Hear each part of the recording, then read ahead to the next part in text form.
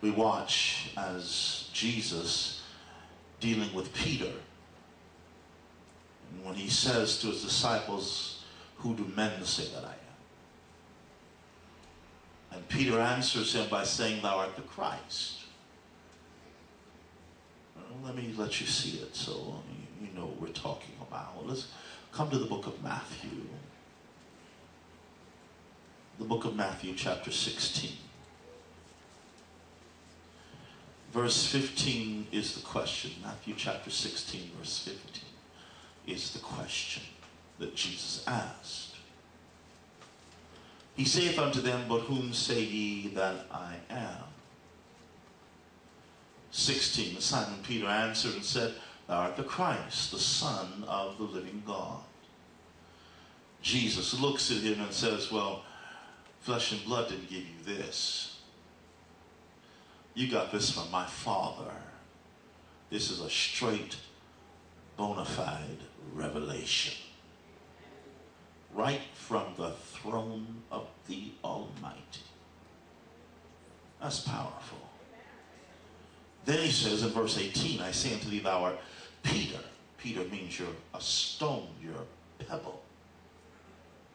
"But upon this rock," not Peter, because you're a pebble, but this rock is the revelation you just received about me. "I'll build my," not ours, "my church." I don't care how much effort you put into it. It's all God's. That's why you got to watch getting territorial. I'm glad you like to come to church and sit in a certain seat, honey, but don't get territorial with the seat. Someone comes and sits there. "Excuse me, glad to have you. You mind scooting over?" I always sit here.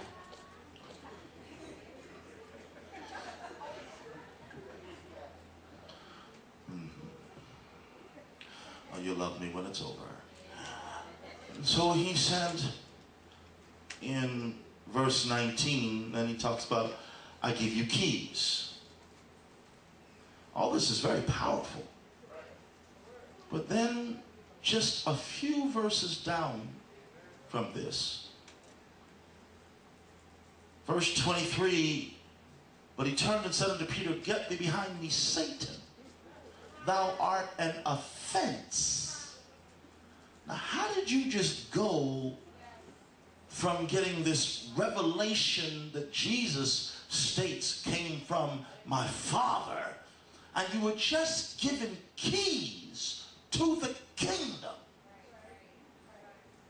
and now Jesus got to look with you with your keys in your hand and your revelation in your heart and say, "Satan, you are an offense to me."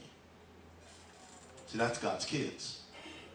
One moment, they are a mixture of stardust and mud.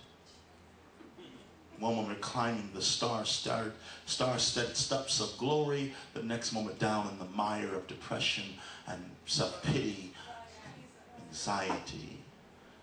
One moment shouting and dancing. The next moment, "Oh, I'm going to pay my bills."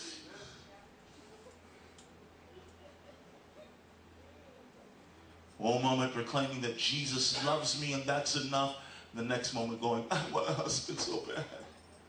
If I could just get a husband before the rapture. Oh God."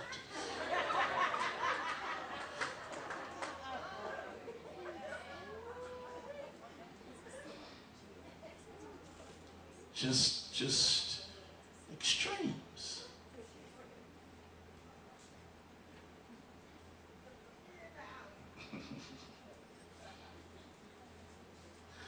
Well, now you understand Galatians chapter 5. Galatians chapter 5. And verse 22, 23. Galatians 5, 22, 23. "But the fruit of the Spirit," everyone say "is." Notice it's not "are," because it's not plural. It's not fruits of the Spirit, it's fruit, singular, therefore it is. If it was fruits, it's are. All of this is all these are components that make up one fruit. Fruit of the Spirit is love, joy, peace, long-suffering, gentleness, goodness, faith. Then he says meekness and what? Temperance speaks of balance, self-control. Stop this pendulum.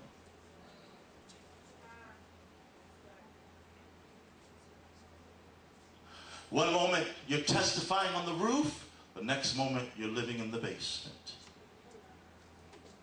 One moment you're talking about how powerful your God is and how he'd make a way out of no way. The next moment you're not sure if you can make it. One moment you're talking about how he took Daniel out of the lion's den and how he strengthened his people and brought them through Red Seas and fed them with manna on high. And the next moment you're going, I can't take much more of this. I'm going to hurt somebody. I'm going to go postal up in here.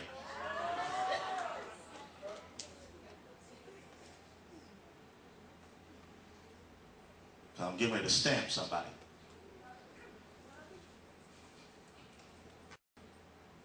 Seeing extremes. Listen to Paul explain it to us. Ephesians chapter 4. Ephesians chapter